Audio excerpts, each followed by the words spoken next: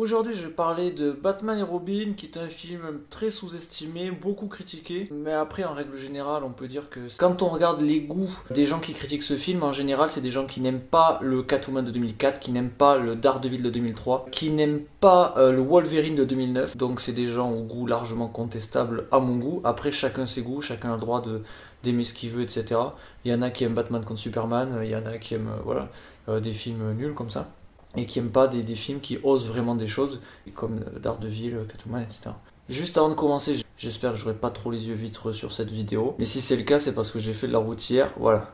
Le film est sorti en 1997, il a été réalisé par Joel Schumacher, qui avait réalisé par exemple Tigerland, qui est un super film. Enfin moi je l'ai pas vu, mais j'avais vu une fois, il y a un mec qui avait dit qu'il était bien. Et c'est avec Colin Farrell, et Joel Schumacher a aussi réalisé un autre film avec Colin Farrell, qui s'appelle Cell Phone ou Hellphone, ou enfin il y a dans le titre il y a Phone, et pareil, super film, je l'ai vu plein de fois, il est vraiment trop bien.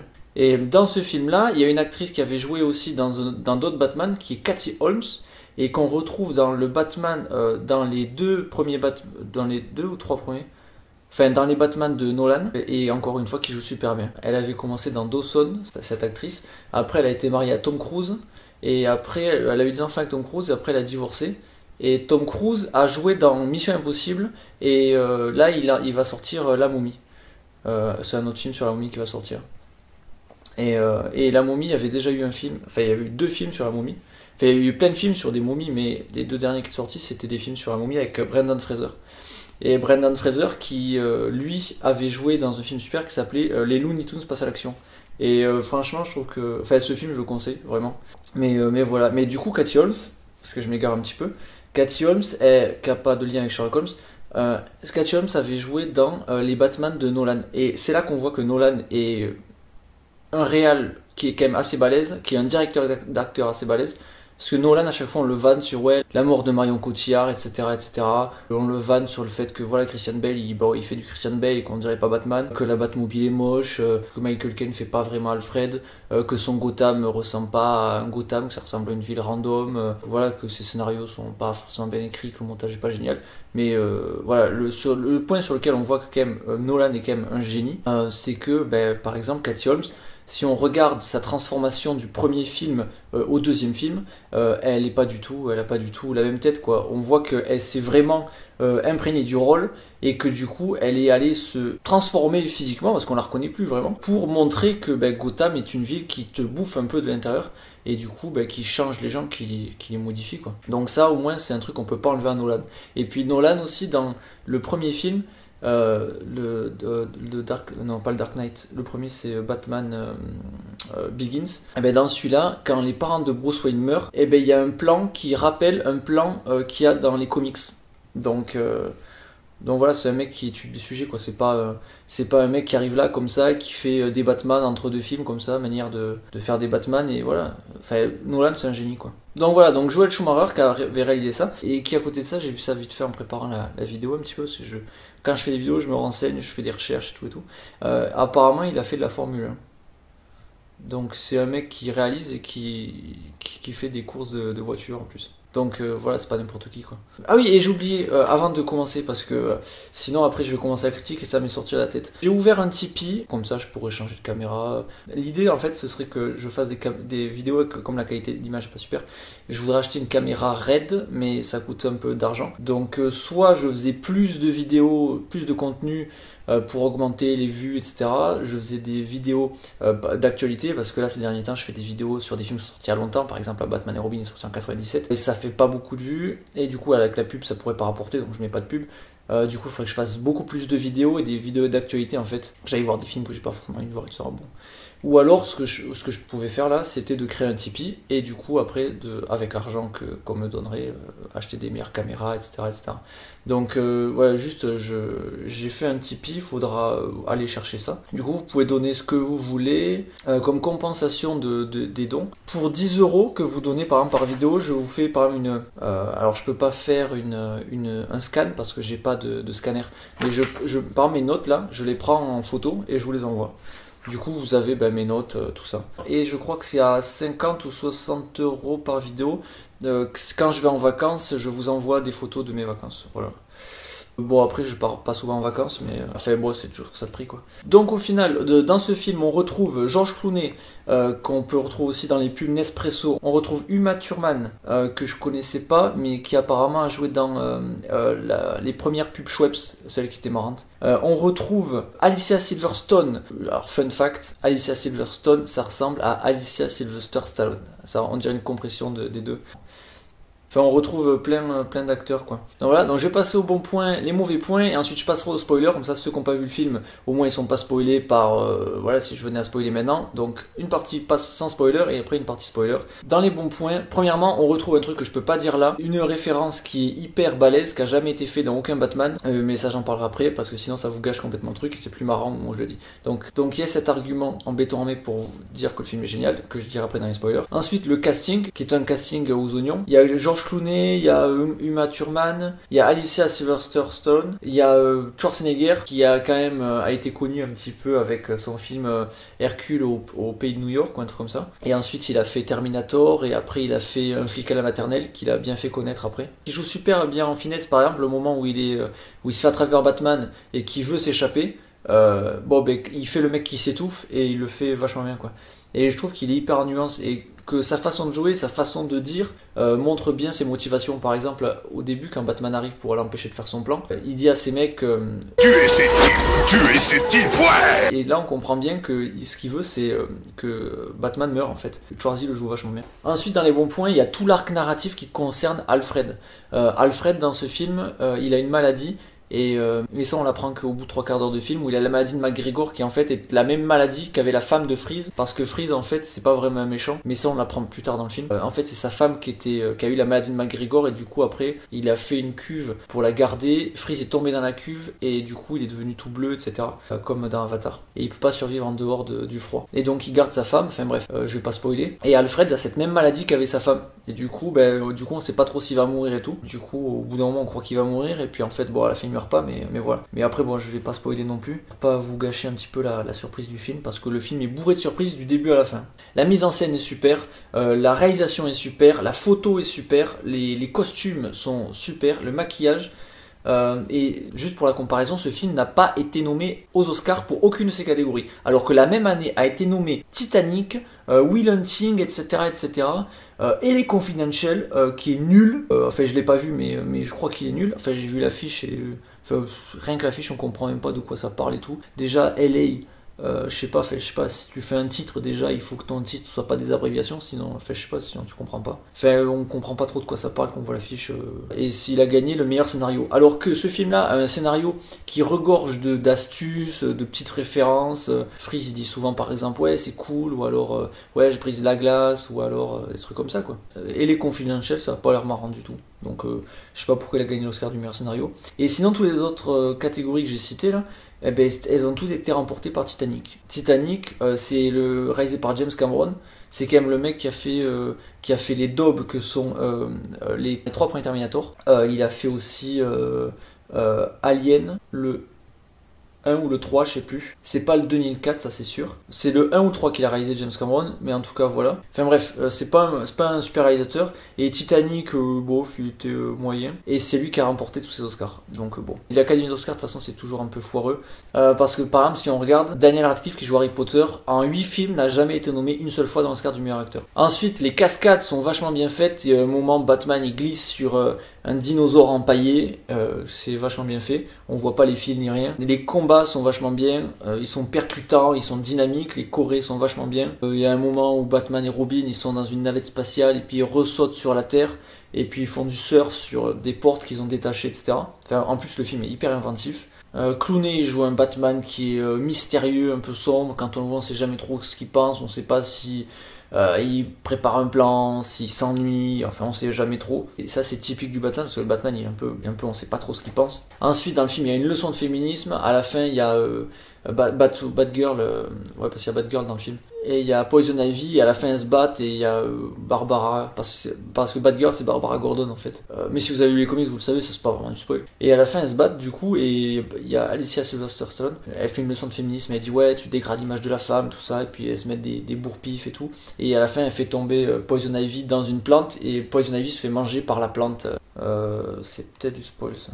Donc bref, le film est vachement bien sur plein d'aspects et vraiment tout est travaillé, tout est vachement bien fait et c'est vraiment dommage qu'il n'ait pas été nommé premièrement aux Oscars et deuxièmement il soit fait bâcher comme ça par les pseudo fans de Batman qui pensent que Batman ça doit être comme ça et pas comme ça et quand on change une ligne dans le comics par rapport au film du coup qui s'insurge etc. Enfin moi ça me saoule tout ça. Mais après comme j'ai dit chacun ses goûts, chacun a le droit d'avoir des goûts plus ou moins douteux. Un autre truc aussi, il y a Bane dans le film et Bane arrive à être charismatique. Sans parler, il en impose par sa présence, il est toujours bien cadré par Joel Schumacher. Après je dis tout ça mais le film c'est un peu ma Madeleine de Proust parce que je l'ai vu plein de fois quand j'étais petit donc au final, bon après je suis peut-être pas super objectif sur le film mais objectivement le film est vachement bien. Il vaut au moins le coup d'être vu et revu au moins une bonne dizaine de fois quoi.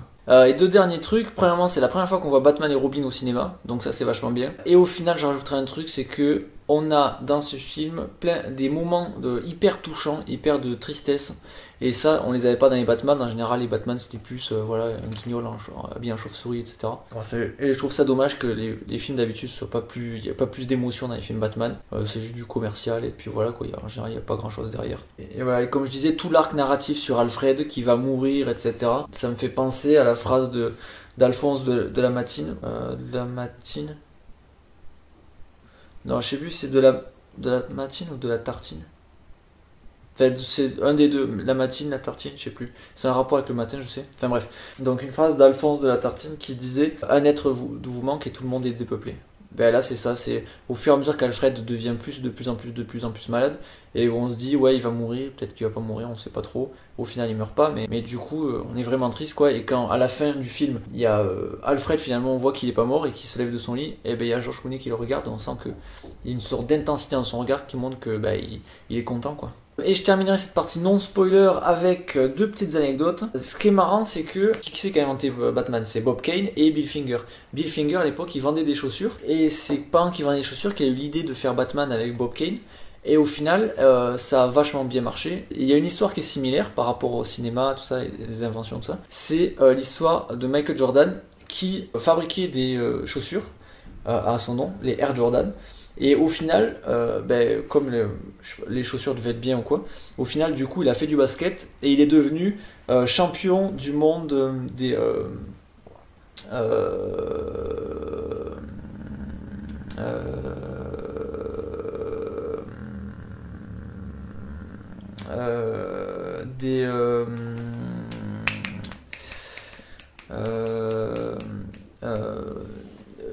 des meilleurs de basket. Enfin, il était assez bon au basket quoi, au final. Et du coup les deux voilà ils ont commencé en vendant des chaussures et au final ils sont devenus célèbres. Ouais. Donc voilà c'est un bon message pour ceux qui vendent des chaussures. Et ensuite je terminerai par une deuxième anecdote. Et ensuite là je terminerai les bons points sur un peu du cassage de préjugés etc.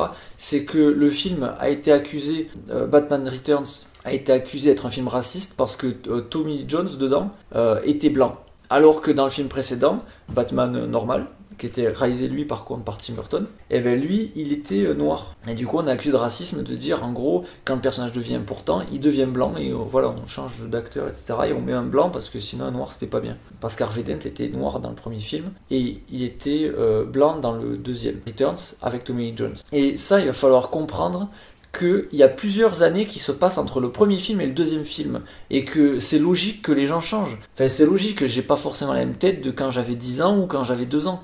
Enfin les gens ils changent. Je veux dire c'est le même reproche qu'on a fait par exemple à Bolivar Trask dans X-Men 3. Dans X-Men 3 il était de taille on va dire normale et il était noir et chauve alors que dans X-Men Day of Future Past il était blanc, nain avec une moustache et des cheveux. Mais enfin faut voir X-Men il se passe dans les années 70 alors que X-Men 3 il se passe en 2006. Donc c'est logique qu'en 35 ans ou 36 ans le personnage change, qu'il va pas rester comme il était, il va pas avoir la même tête, tout le monde change. Alors il va falloir arrêter de dire ouais c'est du racisme etc.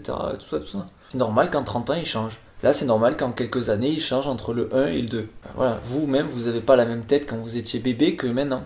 Tout le monde change. Michael Jackson il était noir, hop, et puis après il est devenu blanc. voilà, les gens changent, c'est normal. Enfin, c'est déjà un truc qui me vénère un peu là, il suffit que j'en parle un petit peu et je suis trop vénéré là. Donc en conclusion, faut regarder le film parce que c'est un film qui est vachement bien, qui est injustement critiqué. Enfin, regardez-le. Et vraiment, il est très bien. Ah, j'ai oublié. Le film est tellement bien que du coup, j'oublie de citer les mauvais points. Alors, c'est pas un mauvais point, c'est que, à mon avis, le film n'est pas aimé par les gens parce que Joel Schumacher est homosexuel et que voilà, alors de suite, ça gêne les gens parce que voilà, il a fait des plans sur les fesses de Batman, de Robin, il a mis des bas de tétons à Batman. Alors que si on regarde Batman, c'est une chauve-souris, les chauves-souris c'est des mammifères, les mammifères ont des tétons, c'est logique qu'il y ait des tétons sur le costume de Batman. Je veux dire, c'est les autres qui sont pas logiques. Tim Burton, le soi-disant créatif, etc., blablabla, je mets du noir partout, je mets du gothique et les gens trouvent ça fun. Eh ben, lui, il a oublié il a fait des abdos, il oublie les tétons. Ben, je suis désolé, mais c'est pas une chauve-souris pour moi. Le Joel Schumacher, au moins il arrive, tac, il rectifie le tir, il rajoute des bas de tétons, ben c'est normal.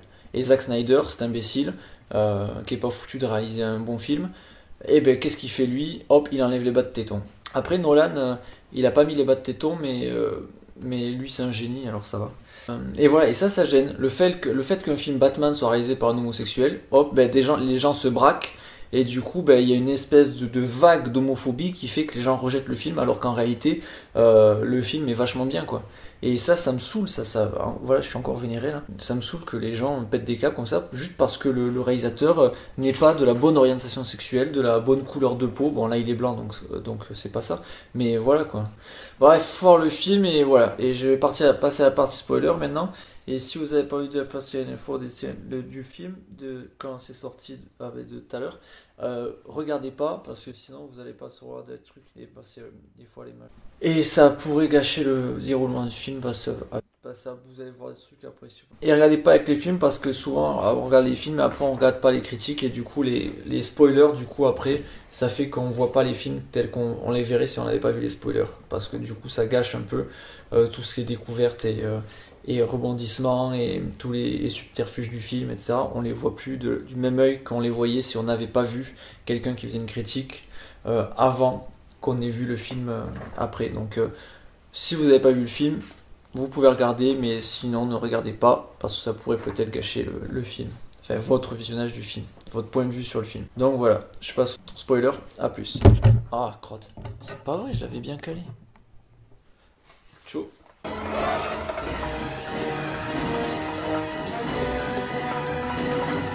Pour les spoilers, je vais revenir vite fait sur 2-3 trucs un peu rigolos. Par exemple, l'humour. Je n'ai même pas parlé dans la partie non-spoiler, mais l'humour est vachement bien. Par exemple, à un moment, il y a Robin qui dit à Alfred, ne m'attendez pas Alfred. Et il y a Alfred qui dit, j'annulerai donc les pizzas. Et du coup, après, c'est rigolo. Ça veut dire qu'ils avaient commandé des pizzas et qu'après, ils ont été appelés à l'intervention. Et du coup, Alfred va annuler les pizzas. Donc, et il y a plein de détails comme ça d'écriture qui sont vachement bien. Déjà, le film, il balance directement hyper fort. Première réplique du film, c'est Robin qui regarde Batman et qui dit je veux une voiture, les filles en raffolent. Et il y a Batman qui dit c'est pour ça que Superman vole seul. Et là, on a une rupture de ton, un peu comme Matthew Vaughn dans Kick-Ass qui fait des ruptures de ton et tout. Et là, je trouve que les ruptures de ton fonctionnent encore mieux que celles dans Kick-Ass. Par exemple, on a eu un début épique avec les plans sur Batslip de Batman qui montre que c'est un mec qui est dans le pantalon quoi. Avec une musique épique, etc. Donc on iconise vachement le personnage avec les plans de slip, les plans de slip de fesses, les plans de pectoraux, les plans de tout ça. Donc le personnage est vachement iconisé, musique épique, ensuite rupture de rythme avec la blague sur Superman et sur les voitures, ensuite rupture de rythme avec Mr. Freeze qui cambriole un musée, donc là on se dit qu'est-ce qui va se passer, est-ce qu'il va réussir, est-ce qu'il va pas réussir, il faudrait pas qu'il casse des trucs genre qui soient hyper vieux parce qu'après on peut pas les reconstruire. Par exemple un vase qui daterait de l'Égypte romaine de Toutankhamon, si tu le casses après tu peux pas le recoller avec de la colle quoi, ça n'a pas de sens. Ou alors il faut trouver de la colle vieille de l'époque des pyramides et à mon avis ça n'existe pas. Alors du coup on est en stress un peu à ce moment là. Là on se dit qu'est-ce qui va se passer, il va réussir et tout, et là bim, rupture de ton. Qui c'est qui arrive par le toit? Batman. Il arrive sur une tête de dinosaure et il dit salut Freeze, je suis Batman. Et là on se dit c'est bon, on est sauvé, Batman est là, il va réussir et puis il va gagner Freeze quoi. Donc ils se battent et tout. Et puis à la fin, qu'est-ce qui va se passer? On croit qu'il va gagner parce que Batman il gagne toujours. Et là, qu'est-ce qui se passe? Bim, rupture de ton, pourquoi? Parce qu'il y a Mr. Freeze qui a congelé Robin. Alors on se dit, qu'est-ce qui se passe? Ça fait 5 minutes de film, on me surprend déjà. Robin va mourir. Et du coup, en fait, non. Robin ne meurt pas parce que Batman, en réalité, il doit faire un choix entre sauver Robin ou attraper Freeze. Et c'est là qu'on voit que dans ce film, l'amitié est plus importante que d'attraper les méchants. Parce que qu'est-ce que fait Batman? Je vous le donne, Émile, il sauve Robin à la place d'attraper Freeze. Autrement dit, mieux vaut sauver des loups en liberté que de... Non, mieux vaut sauver des moutons en liberté que attraper des loups. Mieux vaut sauver des loups en liberté. Mieux vaut libérer des loups. Mieux vaut attraper des moutons que de sauver des... Mieux vaut sauver des moutons que de laisser les loups en liberté. Non, mais en fait, il fait les deux là. Il sauve Robin et il laisse le loup en liberté. Bon, je sais pas. Enfin bref, de toute façon les dictons ça veut rien dire en général. Ensuite il y a un moment où Schwarzy là il est en train de ramper, qui va s'étouffer et tout. Déjà on voit que le mec pratique l'acteur studio parce que n'importe quel acteur pourrait pas le faire ça. Déjà sa façon de s'effondrer, enfin moi quand je vois le film, même si je sais que c'est un méchant, je suis pris d'empathie pour lui, je me dis qu'est-ce qui se passe, qu'est-ce qu'il y arrive, on dirait qu'il s'étouffe vraiment, on dirait vraiment une image qui a été prise sur le vif comme ça, on croirait par exemple que Schwarzenegger s'est étouffé en mangeant quelque chose sur le plateau, et que là il y a Michael Schumacher qui a attrapé la caméra et qui a dit vite capturer l'instant, et qu'après il a intégré dans le film tellement que Schwarzy le joue et le vit quoi. Et il s'écroule par terre et il rampe etc. Et après il se retourne vers la caméra, il a les yeux rouges, et là ça rappelle le Seigneur des Anneaux, avec Gollum à un moment donné qui parle tout seul, qui se retourne et qui fait une tête et qui hurle vers la caméra. Et du coup, ça m'étonnerait pas que ce plan-là, ce soit un hommage à Gollum du Seigneur des Anneaux de Peter Jackson. Ça m'étonnerait pas parce que Joel Schumacher, c'est un réalisateur qui fait plein d'hommages, etc. Par exemple, il est dans Cell Phone qu'il a réalisé avec Colin Farrell. Il y a un sniper, et il y a aussi un sniper, par exemple, dans le film American Sniper de Clint Eastwood. Là aussi, pareil, Phone, c'est un hommage un petit peu, entre guillemets, à Clint Eastwood et American Sniper. C'est un réalisateur comme ça, faut le connaître, il met plein de petites références à droite, à gauche, etc. Comme par exemple le fait, là dans le film il y a Batgirl, et Batgirl c'est une référence justement à la BD Batman, où dans les BD Batman il y a Batgirl. Si vous avez l'œil, vous pouvez repérer des trucs comme ça, il y en a partout, et franchement c'est super. Et voilà, et je terminais sur 2 points, bon l'argument massu que je dirai après, mais d'abord la leçon du film, c'est-à-dire l'amitié c'est la confiance. Parce que par exemple Batman au début du film il désactive la moto de Robin parce que Robin va faire un saut et que Batman il se dit ouais, peut-être que Robin il va pas réussir, donc je lui fais pas trop confiance, je désactive sa moto pour pas qu'il puisse sauter par-dessus le trou. Du coup Robin il est là ouais moi ça m'énerve, c'est tout le temps toi le chef, moi j'aimerais bien être pas chef mais au moins qu'on soit sur un pied d'égalité, tout ça. Et qu'est-ce qui se passe à la fin du film? C'est là qu'on voit que le scénario est vachement bien écrit, c'est que la fin du film il y a Robin qui tombe et Batman ne va pas le rattraper. Et du coup, ça fait écho à la première scène où il l'empêche de sauter, en gros en disant, bon ben, là cette fois il lui fait confiance. Donc Robin il tombe, bon ben il a rien pour se rattraper, mais Batman ne le sauve pas parce qu'il lui fait confiance. Et ça je trouve que c'est une belle leçon d'amitié, et qui est expliquée en plus, pour ceux qui n'auraient pas compris après, où il y a Robin à la fin qui dit hey Batman, dis-moi, la dernière fois je suis tombé, tu m'as pas rattrapé, comment ça se fait? Et il y a Bruce Wayne qui lui répond je me suis dit que tu t'arriveras à te sortir tout seul de ce pétrin, c'est ça être des vrais amis, il faut savoir s'en remettre à ses coéquipiers. Et là bim, le message passe quoi. Et ça je trouve que pour les jeunes c'est une belle leçon d'amitié, et en gros ça montre vraiment ce qu'il faut faire. Si vous avez un ami qui est dans le pétrin ou en risque de mort, il faut savoir lui faire confiance et le laisser se débrouiller tout seul, parce que c'est pas en assistant les gens qui finissent par se sortir des pétrins. Et là en gros ça dit rendez service à vos amis, laissez-les se démerder. De toute façon, le film est rempli de bons messages avec le message féministe où Alicia Silverstone, elle se bat contre Uma Thurman de Schweppes, et qu'elle se bat et elle se met des coups de poing et tout, et que, voilà, comme j'ai dit, elle lui dit tu dégrades l'image de la femme et tout, parce que tu utilises ton corps pour arriver à tes fins, et ça c'est pas cool, etc. Bon, après, Batgirl, elle a un costume moulant qui met en avant ses seins, tout ça, mais bon, c'est pas... Mais elle est du côté des héros, donc c'est pas pareil. Elle défait pas l'image de la femme. Après, elle se bat en talons, et les talons c'est pas confortable, c'est sûr, mais peut-être qu'il y a des scies qui sont cachés dans ses talons, peut-être qu'il y a des fusées qu'elle a pas eu le temps d'utiliser pendant le film, mais à mon avis, c'est pas juste pour faire joli. Enfin bref, elle est du bon côté, donc il n'y a pas d'histoire d'antiféminisme ou quoi que ce soit. Bref, et je terminerai par la référence absolue, qui est hyper cachée, et qu'à mon avis, pas beaucoup de monde a trouvé. Et moi, j'ai dû voir le film une bonne 40aine de fois, et c'est que en préparant là cette vidéo que je l'ai remarqué, c'est que à la 6e minute du film, il y a jamais sur le début à la fin de la cachette de Mr. Freeze jusqu'au premier Batman Comics détective, soit Jeff Lubb, Sale, Story, Tim Burton. C'est le seul à l'avoir fait dans un film. Et moi je trouve ça, déjà rien que ça c'est admirable. Même le film aurait été nul autour de ce point-là, le film vaudrait le coup et il aurait mérité l'Oscar du meilleur scénario, rien que pour ça. Donc voilà. Donc voilà, j'espère que vous avez aimé le film, j'espère que vous allez un peu plus l'apprécier. Et voilà, à plus.